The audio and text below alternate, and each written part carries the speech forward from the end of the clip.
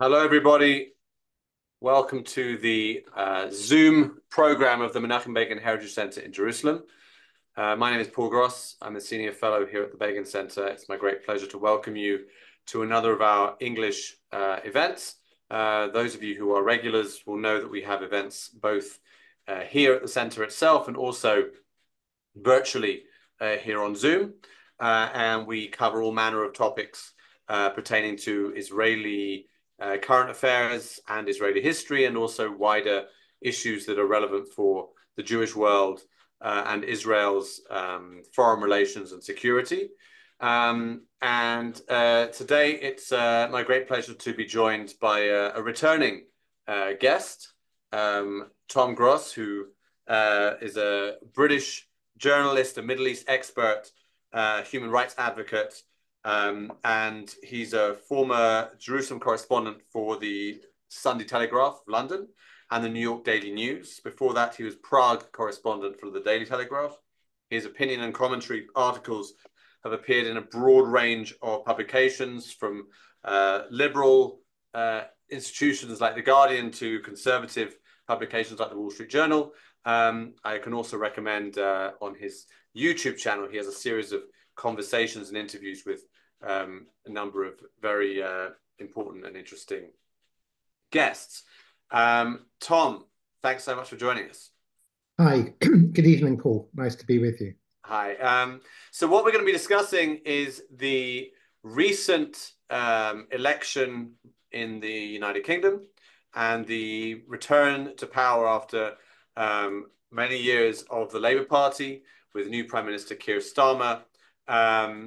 I think we have, as usual, a diverse audience. We have Brits, of course, but also many Americans, people based in Israel from various places originally. And I think for many, certainly outside the UK, when they hear the Labour Party, they think maybe of the Jeremy Corbyn saga, or those with longer memories will return back to the days of Tony Blair and won't know much about Keir Starmer or what happened in the last couple of weeks. So maybe you could, for the benefit of those people who aren't so familiar, Tom, just give us a bit of a recap of what happened and why, maybe, in your view. Yes, so things move fast with elections in Britain. The election was only called less than 2 months ago, a snap election by the outgoing Conservative Prime Minister Rishi Sunak. It was held earlier this month on July 4th, and already on July 5th, Sunak moved out of the Prime Minister's residence at 10 Downing Street, and Keir Starmer moved in. He went to see the head of state, which is King Charles, at Buckingham Palace, and he was appointed Prime Minister. All that happened much more quickly than, for example, in an American election, or even the French election that we had recently happened in 2 stages. So Britain, as Paul mentioned, has had conservative governments for 14 years. There were 5 consecutive Conservative prime ministers, which is, I think, more than I can think of in any other democracy, to have 5 prime ministers in a row from the same party. Just to remind people, it was David Cameron who brought the Brexit vote, lost it, resigned. Then you had Theresa May. Then you had Boris Johnson, who won the last election in 2019 with a landslide. He was overthrown by his own party a couple of years in. Liz Truss then came in as, I've forgotten Theresa May. Theresa May, then Boris Johnson, then Liz Truss, Britain's 3rd female prime minister. She lasted only a few weeks, and she was replaced by Rishi Sunak, Britain's 1st Asian prime minister of Hindu-Indian origin, and then he lost the election this month in July. So it was happening very quickly. Labour was out for a long time. The previous Labour leader at the last 2 elections was Jeremy Corbyn, who Paul just mentioned.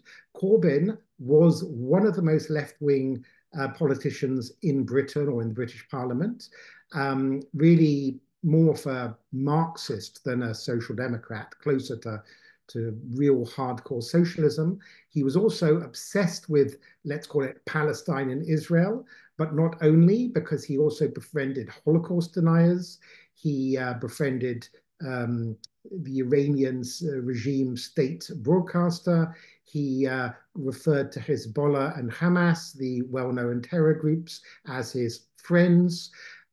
He lost the last election, probably because Labour lost, probably because he was the leader. It was too much for the British to stomach.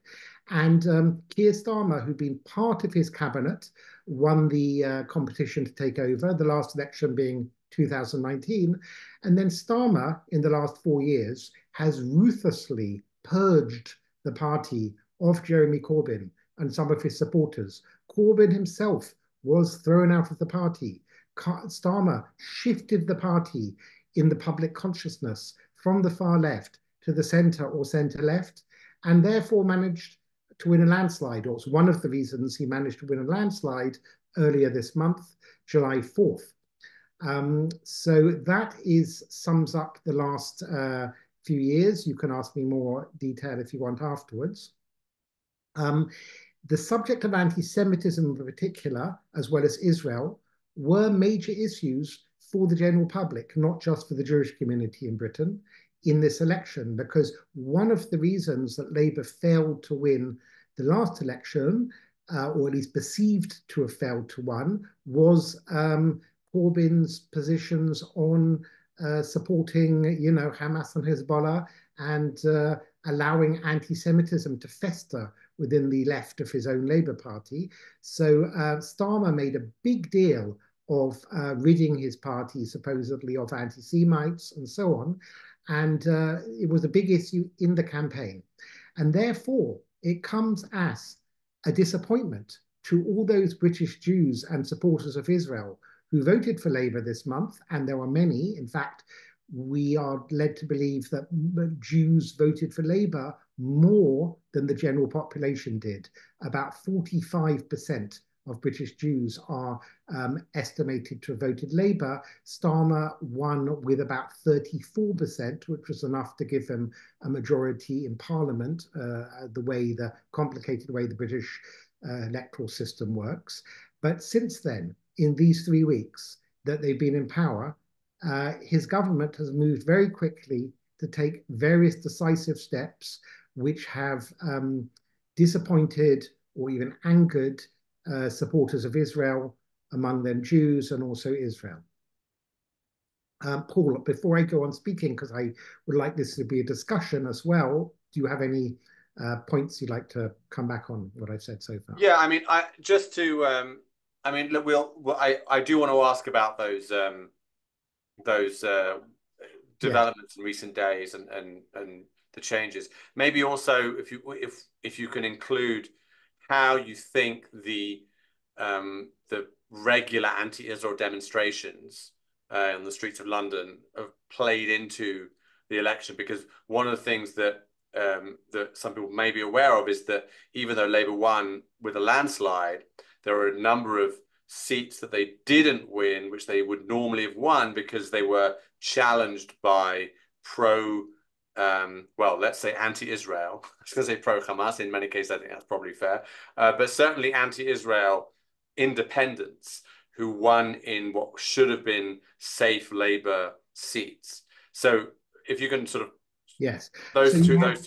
Yes. So you have 4 Muslim MPs elected specifically on a pro-Gaza platform. That's what they called it. Remember, this is a domestic British election. In Britain, you stand in a local constituency to represent constituency needs.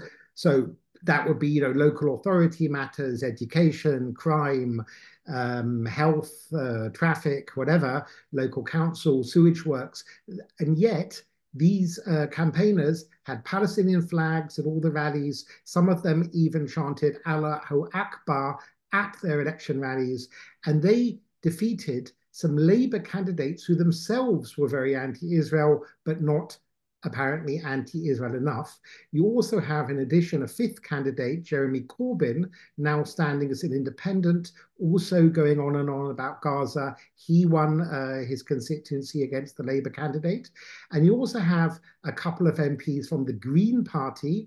Green Party is meant to be green as in environmentalism, but it seems to have become green as in Islam, because some of the Green Party candidates seem to care more about bashing Israel than they do about climate change and environmental matters that we thought the Green Party had prioritized. But apparently bashing Israel is more for priority.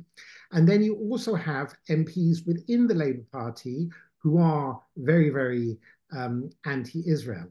So Starmer is looking a little bit to the left, worried that there's a kind of what they term themselves the Muslim vote. It was a website set up for British Muslims, which went candidate by candidate with their positions on Jewish, Israeli, and Muslim matters, trying to get a kind of sectarian Muslim voting bloc to vote on those issues only, rather than general national issues, which a general election is meant to be about. So there've also been, as Paul mentioned, to remind people, enormous pro-Palestinian rallies every week or two, every Saturday or two, in London and other cities since the October 7th pogrom. Some of those rallies have become quite nasty with pro-Hamas chanting, pro-jihad chanting. You've had hundreds of thousands of people on those rallies. And in fact, I'd like to mention a few things about them, but a little bit later, because the points I want to make are not directly connected to Labour itself. Let me just, one more thing, Paul, before I come back to you, mention some of the things this government has done already in its first 3 weeks. So it's announced that it will restart funding of UNRWA, the United Nations agency that manages Palestinians in Gaza and elsewhere.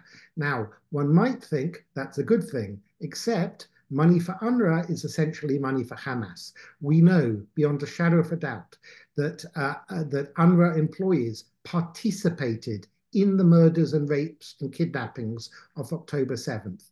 They have also stored rockets that have been fired at Israeli communities in UNRWA schools. So it's one thing to say we want to restore funding to the Palestinians through some other neutral agencies, or maybe fund some British doctors or medical care to go to Gaza. It's also another thing to say we're going to monitor UNRWA, but that's not what they've said. They're basically going to give them a blank check, which essentially is money for Hamas. Another thing that they've done in recent days is the Labour government, is they've said they are no longer going to oppose the arrest warrant that the International Criminal Court have sought after the Prime Minister Netanyahu and the Israeli Defense Minister Yoav Gallant. Now, other democracies have strongly condemned this ICC move against Netanyahu and Gallant. President Biden, for example, who has been very critical of Israel in various ways, but he termed, and I quote, outrageous the ICC effort to obtain arrest warrants against Netanyahu and Gallant. The Germans and other government are working strongly against this, both because it's wrong. Okay, the ICC is a highly politicized court, which is not a neutral arbiter, but also because it's against the interests of democratic states. Right. You're opening a Pandora's box. If they issue arrest warrants against a democratically elected leader of Israel, they are asking for future arrest warrants to be issued against other leaders, including potentially that of the United Kingdom, who of course have participated in various military and defensive actions. I mean, for example, Britain has helped bomb Yemen and the Houthis in recent days. Right. Is the ICC going to seek an arrest warrant of Keir Starmer? They are opening an absolute Pandora's box. They're also going to make it very difficult for the democratically elected leader of Israel to even visit the United Kingdom. He may fear being arrested. Yeah. Now, I know that Paul and many other friends of mine in Israel are not the biggest fan of Benjamin Netanyahu, but this is not about Netanyahu. This is about the democratically elected leader of Israel, and it will apply to to any other democratically elected leader of Israel in the future. They are playing with fire, Britain, to do this. And then it is strongly rumored that in this week, Britain is going to impose an arms embargo on Israel. We must remember Israel is fighting a war on several fronts, a war imposed upon it by Iranian proxy terror groups, Hezbollah in the north, Hamas in the south, the Houthis in Yemen. And it's not that the arms that Britain supplies to Israel are so important for the military effort. Britain's defense industries are not so significant, but symbolically, it's terrible. It's terrible. It sends a terrible message. Britain is not putting in an arms embargo on other countries who are allied with Britain, who are not democracies, like, for example, the United Arab Emirates or Jordan or Egypt or Saudi Arabia, and I can name many others around the world. They are singling out Israel because they are obsessed by Israel. And there's one more final point I'd like to make. This month, July 2024, has been a particularly busy news month. So, you know, the election was only three weeks ago.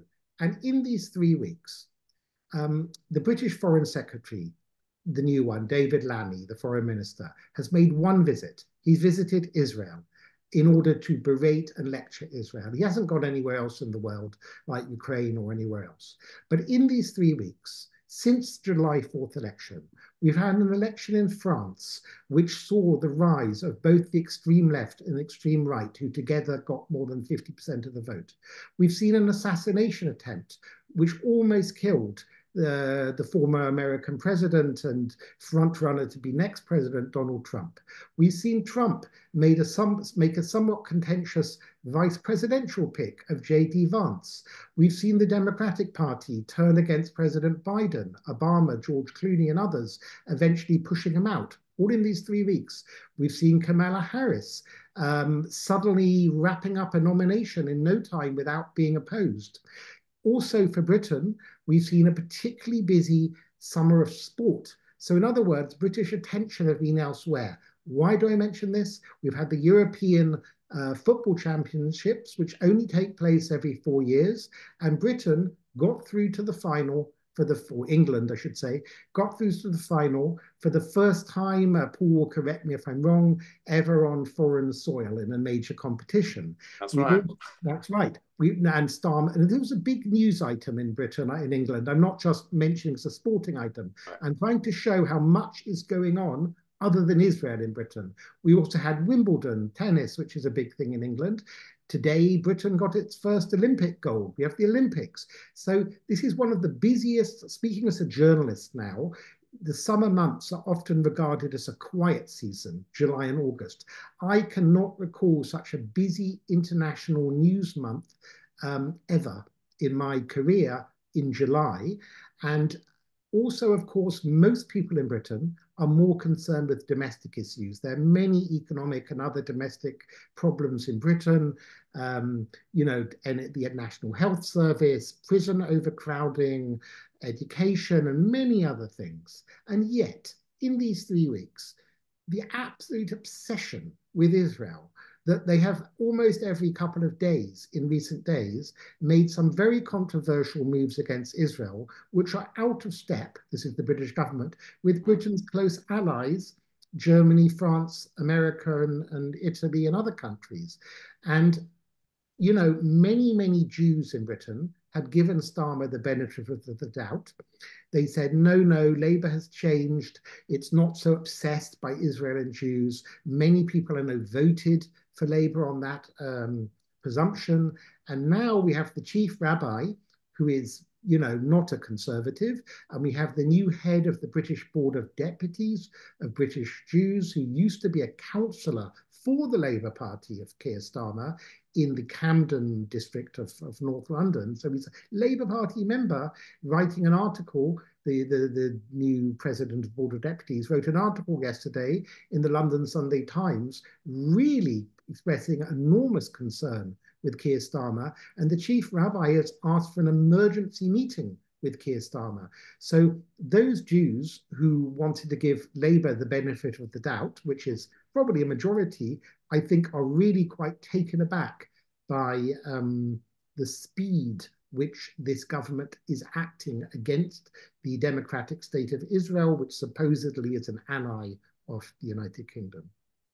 Just so I had a lengthier question, but just to clarify one thing, you mentioned these four independents who won on an app pro Gaza. These were in constituencies with large Muslim populations, right? Yes, that's And right. that was that's essentially why they managed to win, focusing on this international issue. Yes, and Rather I should point out that in constituencies with high Jewish populations, 8 of the 10 constituencies with the highest Jewish population in Britain were won by Labour. 8 out of 10. So the Jews did vote for Labour, but some more extremist Islamists wouldn't even vote for Labour. They voted for fringe candidates to the left of Labour.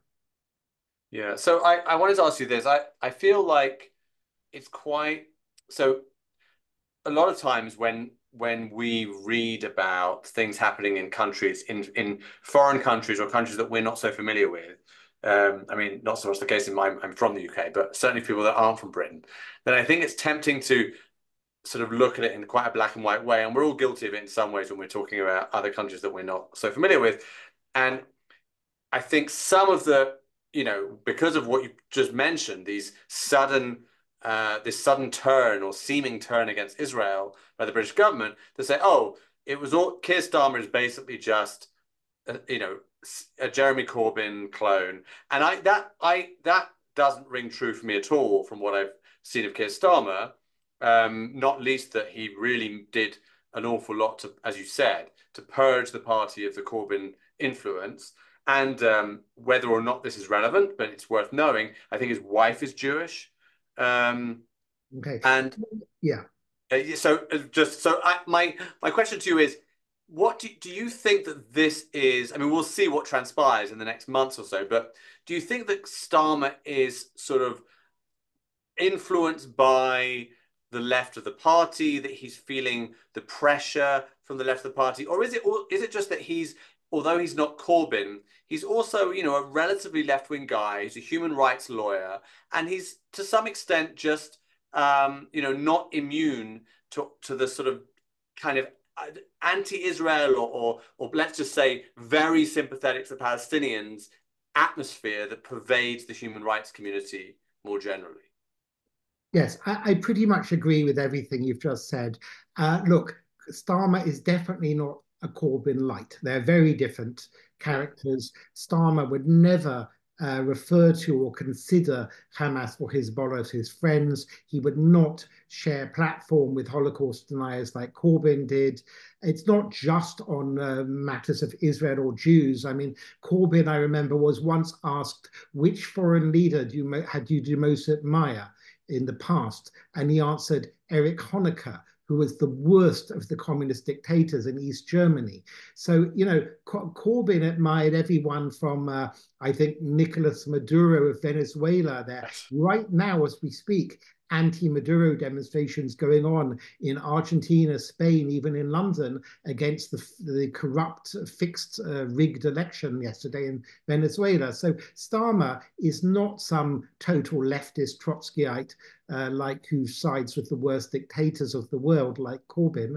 And he's definitely, from what I can see, I mean, I've never met Corbyn. I have met Starmer once. Starmer is, a decent person as far as I can see. He's perfectly affable, nice person, but he's not particularly ideological and certainly not for Israel. So I think a lot of British Jews, when they thought of Starmer, they thought of Tony Blair. Now, Tony Blair was the last, well, he wasn't the last Labour leader. Gordon Brown was, and before that, Tony Blair. And both Blair and Brown were personally by and large, very sympathetic to Israel, especially Brown. And I think British Jews regarded Starmer as a kind of more in the Blairite tradition. What we see is he's got one foot in the Corbynite direction, whether it's because he shares the ideological platform or whether it's just the reality of British society and the Labour Party, which is totally obsessed with Palestine. They wave the flags of only one country at their national conventions en masse, the flags. And that country is not the United Kingdom. It is the non-existent country of Palestine. So there is an absolute obsession with it. And by the way, I'm not saying that people shouldn't support Palestinian rights or the aspirations towards a state. That's fine. But there are about 200 peoples around the world that would like their own state. I don't think a Labour Party member would even recognize a Tibetan or a Kurdish flag, let alone a Baluchi flag, if they even know what Baluchistan is. So, you know, which are very repressed people, the Baluchis. Google it if you haven't heard of the Baluchis, or the Rohingya Muslims, nor do they condemn China day and night because of the Uyghurs in Tibet. And I can go on. There are so many human rights issues around the world, or even within Europe. Look at, for example, the Catalans, or even the Scots, part of the United Kingdom, or even the desire of many in Northern Ireland to leave the United Kingdom. No, they're obsessed with only one country, Palestine. So I can't answer whether Starmer shares that obsession or he just is going with the flow. But in the end, it doesn't really matter. He's the leader. He needs to be responsible. British prime ministers have a tradition, at least in recent decades, of not going with the mob against Israel. And that mob is not just a left-wing mob, it's also the British Foreign Office, the equivalent of the State Department or Foreign Ministry, who are by and large conservative with a small c, who have traditionally been very anti-Israel. But if you look at prime ministers, they've been quite good on Israel, you know, including Labour prime ministers like Harold Wilson, conservative prime ministers like Margaret Thatcher. I already mentioned Labour prime ministers Blair and Gordon Brown, other Conservative prime ministers, Boris Johnson, Theresa May, in the past, David Cameron, though not more recently. All of them have been relatively sympathetic to Israel. So Keir Starmer will be breaking with the trend and going with the crowd, so to speak.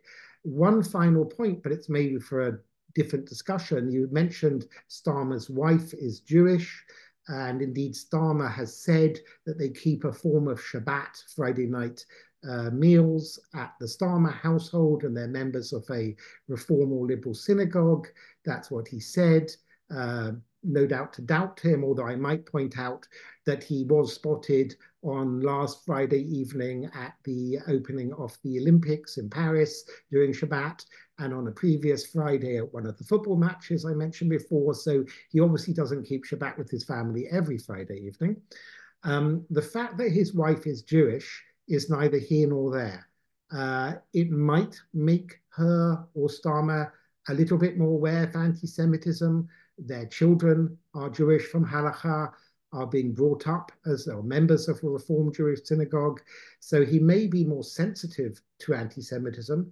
On the other hand, he was a member of the shadow cabinet under Corbyn at the height of the anti-Semitism crisis, and other Labour MPs spoke out very strongly against Corbyn. Quite a number quit the party. Starmer was very, very quiet all that time. So I would say the jury's out to what extent Starmer feels any kind of affiliation through his wife with Jewish identity or history or community. Okay, fair enough. Maybe you could tell us something about, because Labour won this enormous landslide, right? It was, I don't know if it was, I don't know how it compares to the Blair landslide, similar, I think, in Yeah. size. But certainly a huge win, if not in terms of percentage of the vote, but number of seats in the parliament.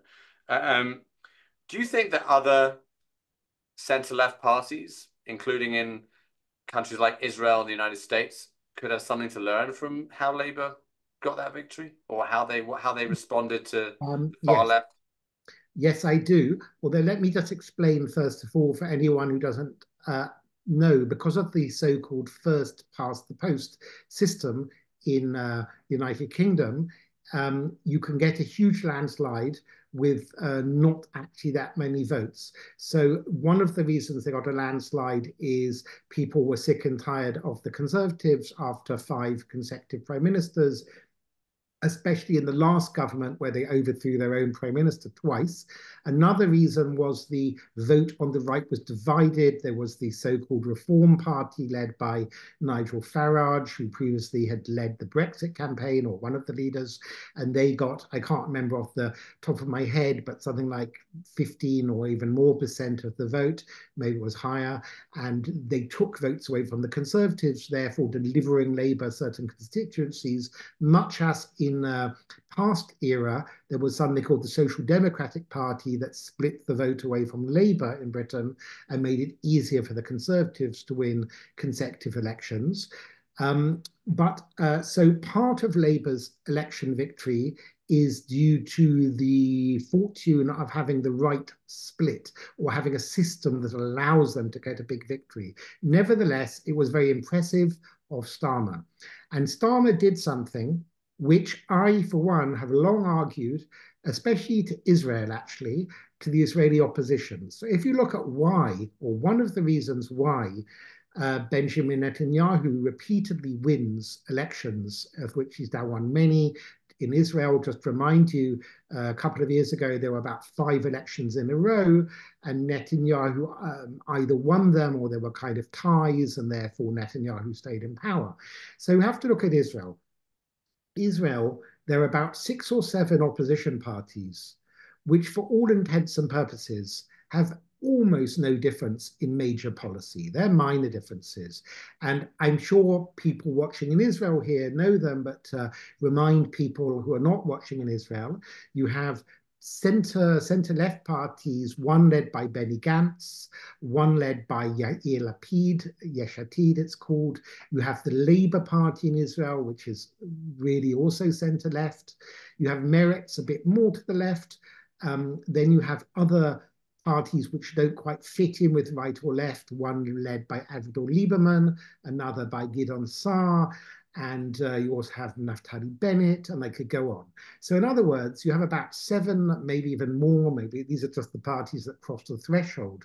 Now in Britain or America, this would be one party. They would be the Democratic Party in the United States or the Labour Party in Britain. So what I've long said to these rival potential prime ministers and kings, and I know some of them personally. I know Benny Gantz, met him a few times, and I know some of the others. I mean, if you want to win an election, put aside your differences, form one party, have a manifesto. They haven't even heard of what a manifesto is. In Britain, you have a manifesto. You put down on paper what your likely policies for transport or education or healthcare or other matters will be. You have a so-called shadow cabinet. So if this was the case in Israel, you would have a vote in the party to see who would lead this opposition party. I'm not going to name the person, but let's say we don't know, I mean. And then the other people would be appointed to shadow cabinet positions. So if he wasn't the leader, Lapid would probably be shadow foreign minister, and Saar would probably be shadow justice minister, and Gantz would be shadow defense minister, and Lieberman might be shadow finance minister. He was already a fairly successful finance minister. And then they would have loyalty and discipline to the leader. And they, by splitting the vote and splitting resources to campaign against each other and fighting at the margins, they are not looking like a serious opposition. Now, I know many people in Israel dislike to the point of absolute hatred towards Netanyahu and probably the Likud in general, but that is clearly not enough to win elections. And in fact, I think the middle ground in Israel despair when they see all these rival opposition parties, and in the end they kind of come home to Bibi, so to speak. So in the American case, I don't want to get into the rights and wrongs of Donald Trump. There is much to be said about Trump. But what I would say is when he was standing in 2016, the first time round, and I was in New York that June, I think it was June 2015, the day that Trump declared his candidacy, he went down the escalator in Trump Tower. The media and everyone totally dismissed him. There were lots of other Republican candidates, Jeb Bush, Rubio, Senator Ted Cruz, and many other well-known candidates. And I had dinner that evening with a friend of mine who's on the editorial board of the New York Times. And he said, oh, well, clearly Trump's doing this for publicity, for tax reasons. He'll pull out. He's not serious. And I said, well, I wouldn't rule him out. And the New York Times guy said, Tom, you don't know what you're talking about. You don't understand politics. And I said, well, wait a second. Trump is raising issues in a very, very crude way. But nevertheless, they're issues that Hillary Clinton and the Democrats aren't raising. First and foremost, immigration. And everyone was saying, no, no, no, no. Trump used the phrase Islamic terrorism that no one else, including Republicans, would use. At that time, Bush was still referring to Islam as a religion of peace. Now, maybe elements of Islam is a religion of peace, but let's say Islam is more complicated than just calling it a religion of peace. And Trump raised issues. And I said, if Hillary Clinton wants to beat Trump, what she needs to say is, I want to thank candidate Trump for putting issues on the agenda that we maybe haven't properly addressed, like illegal migration at the southern border. However, Trump's approach, his language, and the like are totally inappropriate and wrong and unpresidential.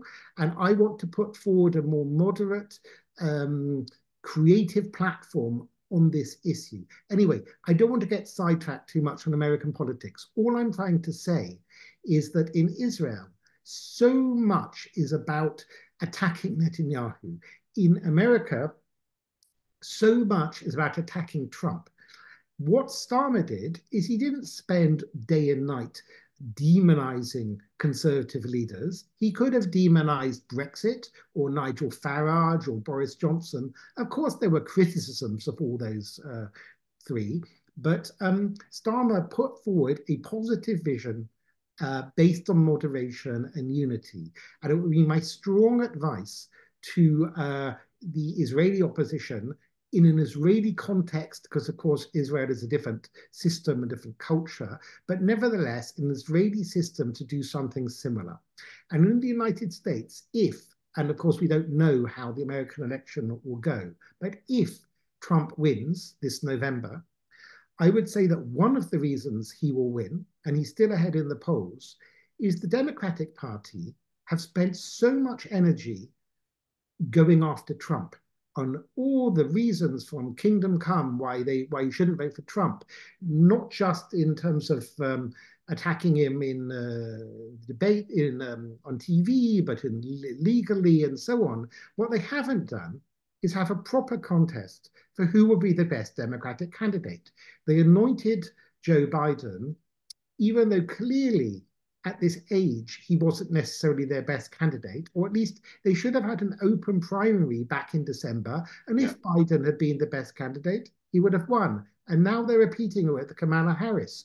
They're kind of anointing her, even though when she did stand for office, she didn't even hit the Iowa primaries.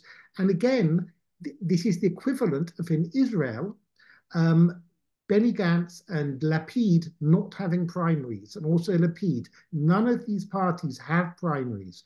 Gantz is the head of his party, and he chooses his list. Also Lieberman, also Saar, also Lapid. They're all heads of their party. So what they could learn from Britain is unite the party, have a shadow cabinet, have an election, as Starmer had, to be the leader. He wasn't just appointed by some party elders like Biden or Kamala Harris have been, and have moderate, positive policies that will resonate with enough people to get elected. Okay, thank you. Final question before we turn to questions from the audience. I have more questions, but I want to get to those questions as well.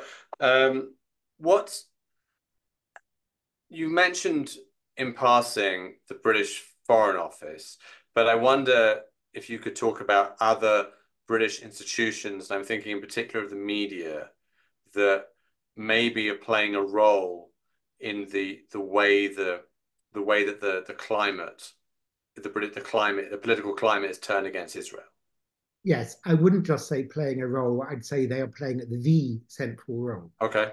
Um, the BBC is well known because it's a global broadcaster. In fact, it's the biggest broadcaster in the world because it broadcasts, with its World Service Television, World Service Radio, BBC Arabic, in many other languages. Its online presence is huge. It is state funded through license fees, so it's in an unfair position. But it's not only the BBC. Other media, for example, one of Sky News's, which is also international, as I mentioned, Sky News's chief foreign correspondent, Alex Crawford, just today in her report, which you would think would be sympathetic about 12 Druze children being murdered by the Iranian-backed terror group Hezbollah in a rocket, but no. The focus of her report, and I quote, was the Israeli lust for revenge. It's a very strong word, lust and revenge. I know Israel well. I don't see any calls for revenge, maybe from some absolutely marginal figures. What Israel wants is to prevent rockets being fired at Israeli towns and communities, including when it hits Israeli minorities like the Druze. So the BBC in particular has an outsized influence in the UK because it's a national broadcaster, it is connected with the Foreign Office, and people believe it and respect it, not just in Britain, but beyond. Most other media, people, don't necessarily believe every word it will say. If you're reading the New York Times, it's going to take a liberal slant. If you're reading, the Wall Street Journal opinion page, it's going to take a more conservative slant. But the BBC is meant to be neutral. In fact, by law, under the license fee, it is legally bound to be balanced, and it is anything but in a range of issues, but no more so than Israel, where it is at the forefront of whipping up demonization of the world's only Jewish state through its misreporting, omissions, outright lies. I could give a talk every day just on the lies of the previous 24 hours on the BBC. Some of them are things that they miss out. So, for example, I just mentioned the 12 Druze children killed. I believe that half of them were younger than teenagers. They were 10, 11, and 12. The others were teenagers.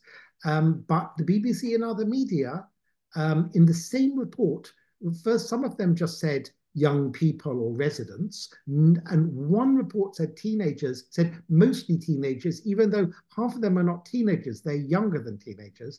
And the same report referred to Palestinian children being killed in Gaza. The Palestinian children it didn't mention are age 19 and they are armed gunmen for Islamic Jihad. So in other words, if you're an armed gunman for Hamas or Islamic Jihad and you're 19 or 18, the BBC won't mention you're an armed gunman. They'll call you a child victim of Israel.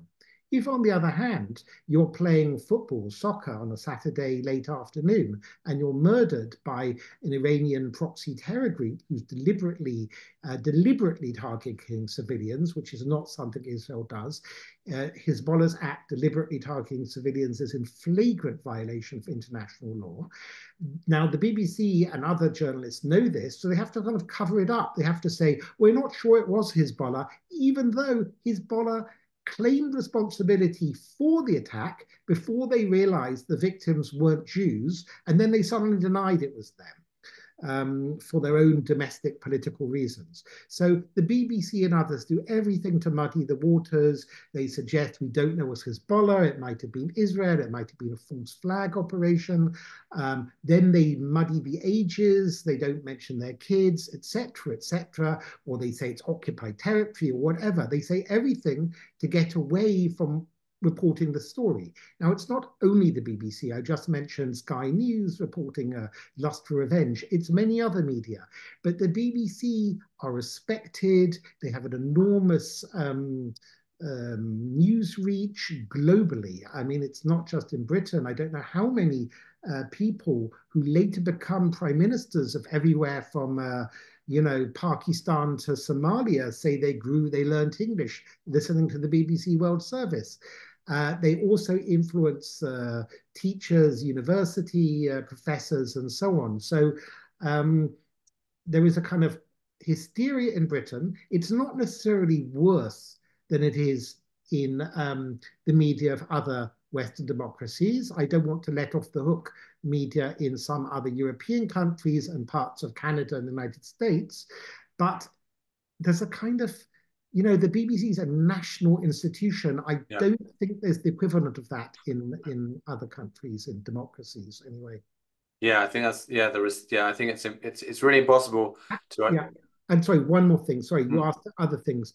Also, certain British universities are packed with foreign students, Oxford and Cambridge in particular, but also, LSE and others. And, I can't remember now, but about 20 world leaders studied in Oxford. I mean, including Bill Clinton. And that's where so yes, demonstrations in Oxford against Israel have maybe more global influence than similar demonstrations in many other countries. As I recall, he studied in Oxford, but he didn't inhale. Thank you. Yes. Those were the days that Joe Biden was plagiarizing Neil Kinnock. Right. I was just going to say the on the BBC thing, I saw that I think it was on their BBC website. The headline after the atrocity in Majd al-Shams on Saturday in the Golan was something like 12 killed by rocket in Israeli-occupied Golan. So no mention of Hezbollah, no mention of children, just a rocket. Could have been an Israeli rocket. Also, the focus is on Israeli-occupied. That's the story, right? Well, BBC story. Yeah, of course. But this isn't a one-off. It is day and night, and often they get things blatantly wrong. There was a particularly terrible story on Christmas Eve where lots of people are not, it's a national holiday coming up, so people can't respond. I can't remember the exact numbers, but I think the BBC reported that I think it was 57 Gazans had been executed, summarily shot dead and buried in unmarked graves. They repeated it 7 times on December 24th. 3 weeks later, they put an apology on their website or correction on their website, but only after really senior intervention. And this was repeated also on the World Service.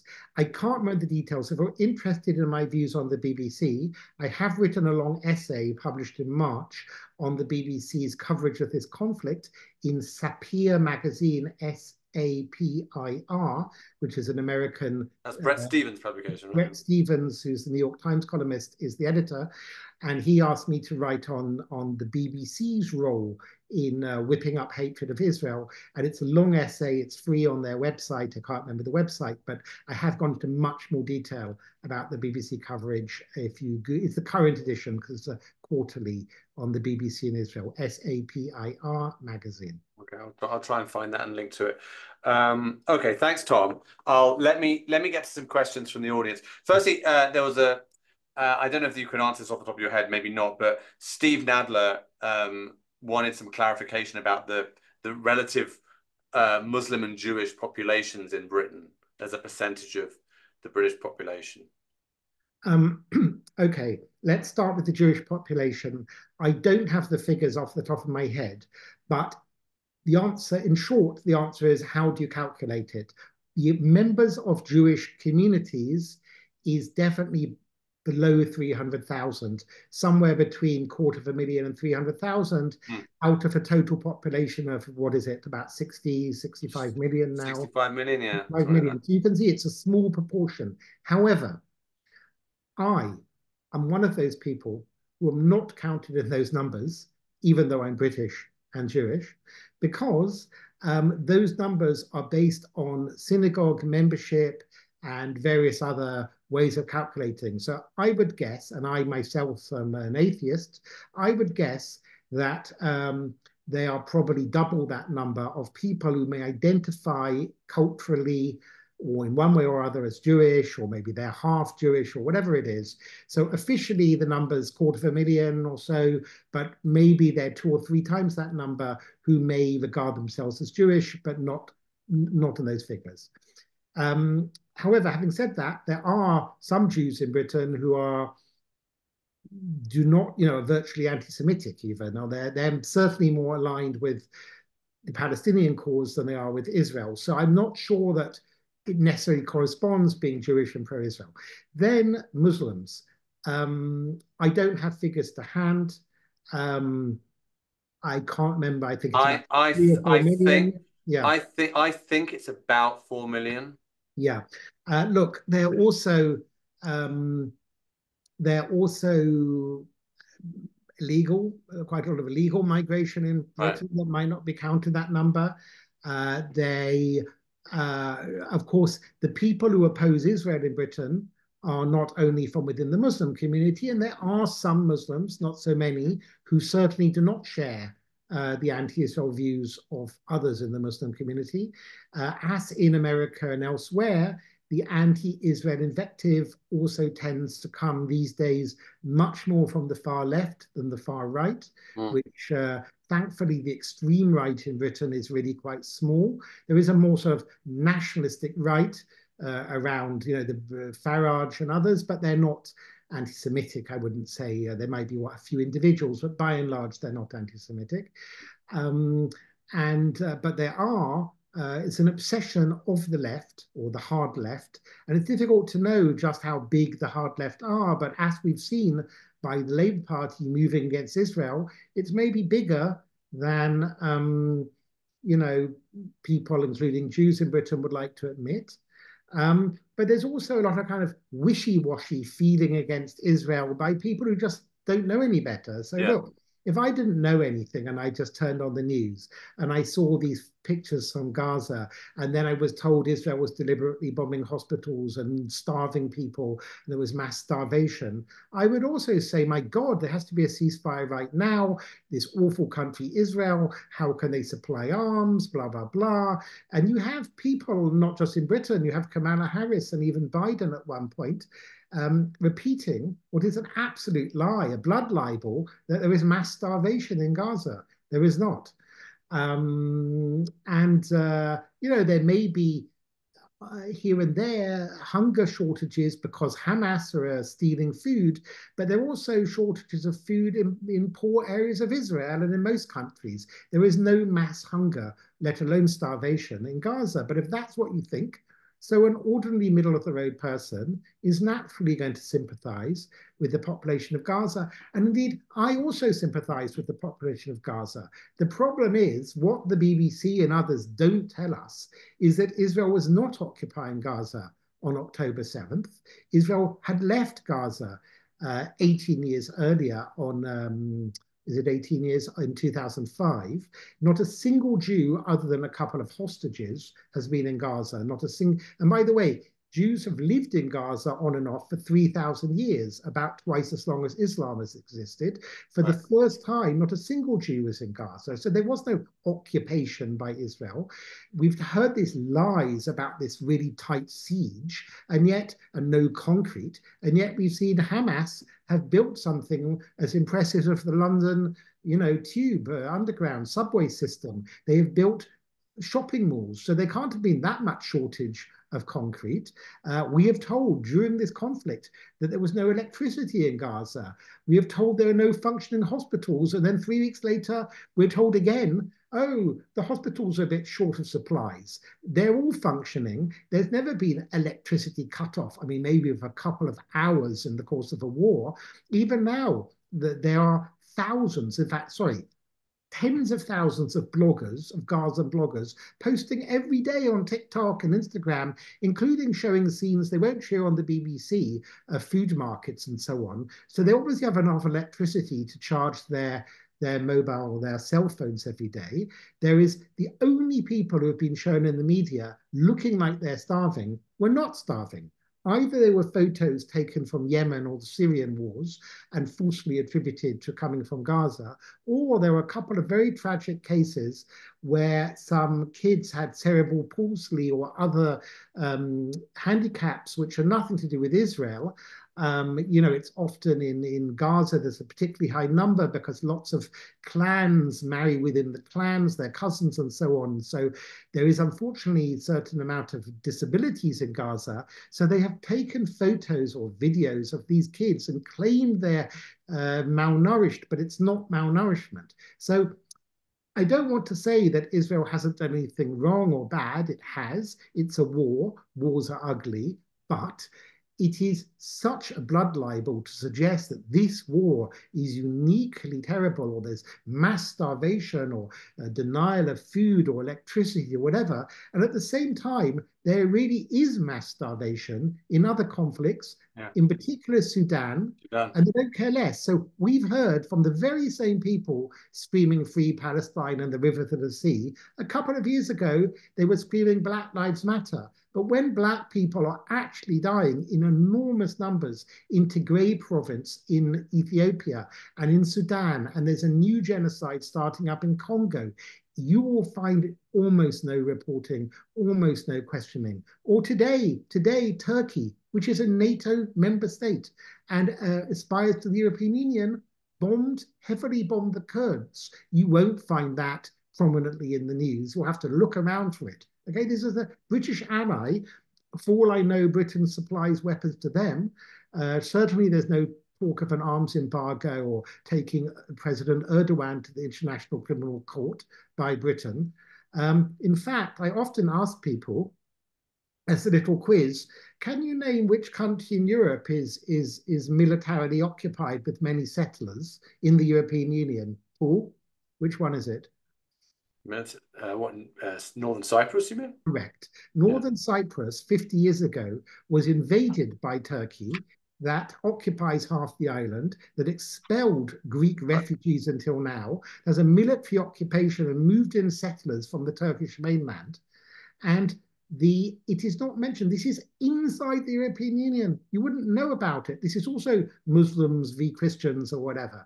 So it is not that Israel is beyond criticism, but it is so selective. It is so out of proportion. It is not a double standard applied to democracy. It is a treble standard that's not applied to any other democracy, not to France in Mali. The Americans still have military bases and troops around the world, and drone strikes, and there are firefights in Somalia and all kinds of places. We don't even hear about it. So, this is, in the end, I've long been reluctant to say anti-Semitism is behind this, but in the end, it's definitely a form of anti-Semitism, and it is whipped up. It is not just Starmer or the Labour Party. It's whipped up by the media, by educators. I think it spreads from Britain elsewhere. So in a way, it started in Britain, BDS, the boycotts of Israel, and it spread to America and Canada and Australia and elsewhere. Okay, thank you. Just to say thank you to Linda Levine for writing the website for Sapir, sapirjournal.org, so you can look at Tom's article there and other very good pieces in there. Yeah, on my YouTube channel, there are also various interviews I gave about the BBC. Okay, I want to get back to our original topic of the Labour Party and Starmer. There's a question from Jacqueline here who says, "Is it possible?" I guess this is relating to my question about whether Starmer himself, how he sits in this turn of the party. Is it possible that Starmer is dividing Jewishness from Israel/Zionism and pandering to the Muslim vote?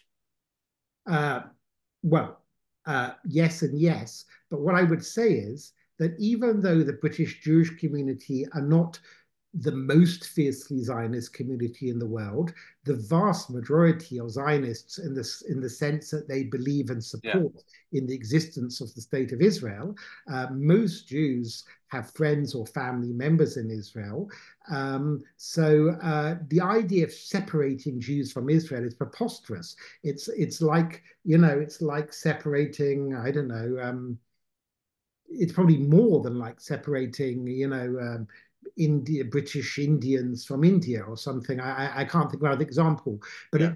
it's ridiculous. It's like he may be trying to do that, but I should also point out, because sometimes it looks worse than it is in society as a whole, that the opponents of Israel in Britain are they control the levers, the institutional levers, like the liberal media and the elite universities and so on.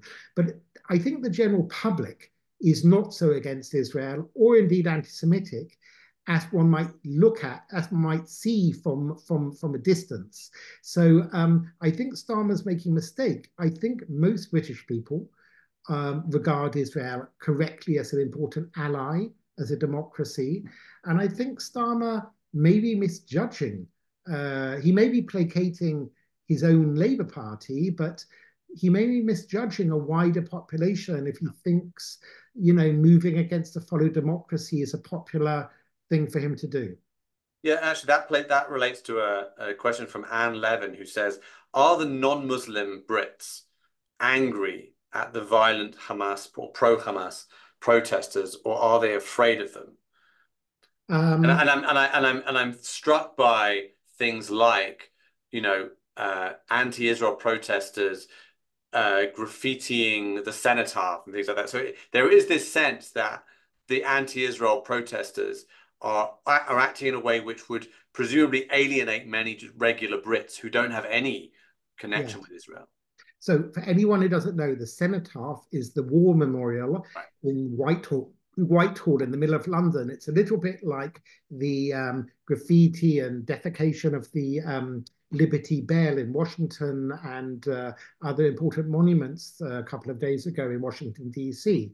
So, yes, I think not just in Britain, but in several countries, I think there's been a big surprise since October 7th how much, like, let's say, look, let's step back a second. What is Hamas? Hamas is the Palestinian branch of the Muslim Brotherhood. The Muslim Brotherhood have branches in other countries that are repressed there, like in Egypt, Jordan, and Saudi Arabia, but it also has an effective branch in the United Kingdom. And I think membership or activity in countries like Australia, Canada, and possibly the United States too. And I think political Islamists, which are not the same thing as Muslims, political Islamists in Britain are using the Gaza issue to flex their muscles Mm. within British society. Yes, they care about Gaza and the Palestinians, but what they're really doing is intimidating a majority British society, because in the very long term, they have fantasies, plans maybe, to eventually, they believe that the Sharia law is the best way to live. They believe that the world should be a caliphate under the rule of Allah, not necessarily achieving it through violence, but they believe that should be the case in Europe or the United States or Australia as much as they do in the Middle East. Now, it's hard to know what proportion of the Muslim communities in Britain, but enough of them to use the issue of Gaza to come out and intimidate people. And there was also intimidation during this election, including of Labour candidates. They had their tires slashed. They had hate calls, anonymous hate phone calls, and to their families in the middle of the night. They had "Free Gaza" and Hamas slogans painted on their front walls of their private homes and so on. So these people have an agenda which is way beyond freeing Palestine or Mm. freeing Gaza. They have an agenda which is an Islamist agenda. I'm not saying they're not terrorists. They don't want to blow anyone up, but they use various coercive or intimidatory practices. And it's been happening for years under the Conservative government. So it's not just Labour. I mean, I remember a while ago, some hospitals in the north of England, some Muslim activists insisted that every bed in these are national public hospitals, every bed was turned towards Mecca in case a Muslim patient wanted to pray towards Mecca. So all the nurses and doctors had to shift all the beds around, and they developed back pain in doing so. So it's not, they didn't ask like for a few beds towards Mecca. They said every bed in the hospital has to be compliant. And I'm sure down the road, they would like, every public hospital in which Muslims may be patients to have only halal food, for example. So I think people are concerned and also a bit frightened. It's not just, first of all, they don't want central London to become a no-go zone, not just for Jews, but for an ordinary person that wants to go shopping in London's West End or go to some theatre or museum. They don't want road closures for, week after week, free Gaza rallies, closing down central London with intimidatory signs and foreign flags. Other people campaign for all kinds of rights, but they don't close down central London every week, as almost the case in the UK. They could have a permit to hold a rally in, I don't know, on the outskirts of London or in some soccer stadium or something. But the British government and the British police have been very frightened. And this is the Conservative government, the last government, very frightened because they don't want to be accused of Islamophobia. So, I can't think of any other community throwing its weight around like that. And I have to say, by and large, I think Britain is not a racist society. It has worked with other communities' multiculturalism. The outgoing Prime Minister, Sunak, was a practicing Hindu.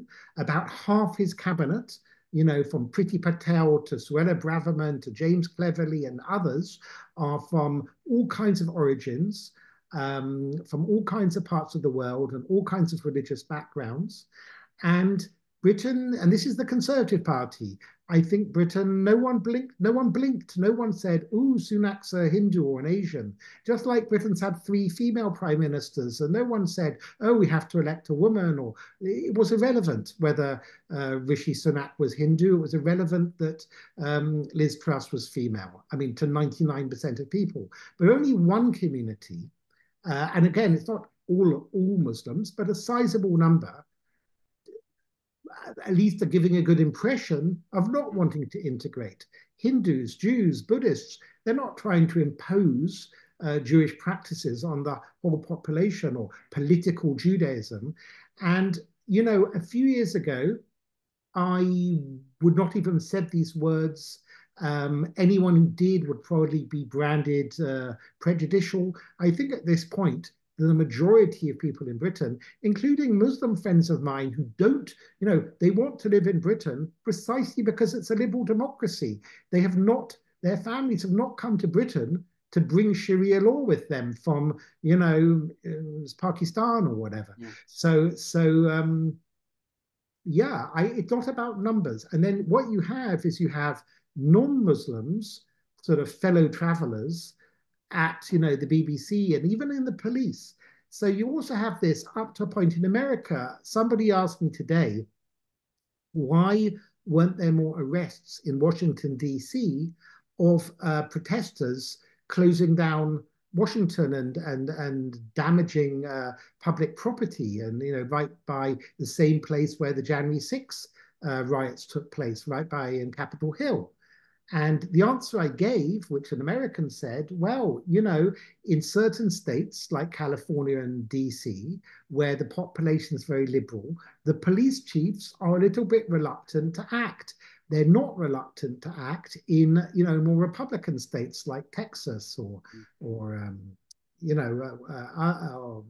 don't know, other Republican, more conservative, Florida, more conservative states. So in Britain, the head of police has also been criticized by the committee, what's it called, the Campaign Against Antisemitism, for not arresting people breaking the law. Britain has quite strong laws against racial hate speech, for not breaking the law when it comes to anti-Semitism. And indeed, they have arrested some reformist Iranians who have joined those rallies to denounce the Islamic regime in Iran and denounce Hamas. They have been arrested for no reason on fake pretexts by the police, who have not arrested pro-Hamas people.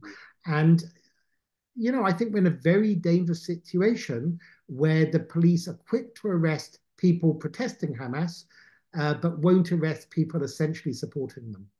Yeah. Okay. Well, we've gone a little long, but I think it was important, and certainly this particular topic that you ended with, I think, is really important to focus on and think about, because it's really one of these questions which is, I think, not covered enough, and sometimes covered maybe in a way which is not as helpful. But this was really a really full answer, and I think much appreciated. So Tom, thank you very much for your time and your insights. People should read Tom's piece in Sapir, sapirjournal.org, and also go to his YouTube channel and see the videos there, including things that he's said about the BBC, which expand on what he said here. Thank you all for joining. We will have more here at the Begin Centre, both in Zoom and in person in a couple of weeks. I'm going on holiday for a couple of weeks, but I'll be back. So if you're not on my mailing list, then you can get on my mailing list by emailing me at paulg@begincentre.org.il, and looking at our website and our Facebook page. So thank you, everyone. Thank you very much, Tom, and everyone have a good evening or rest of the day. Thank you, Paul.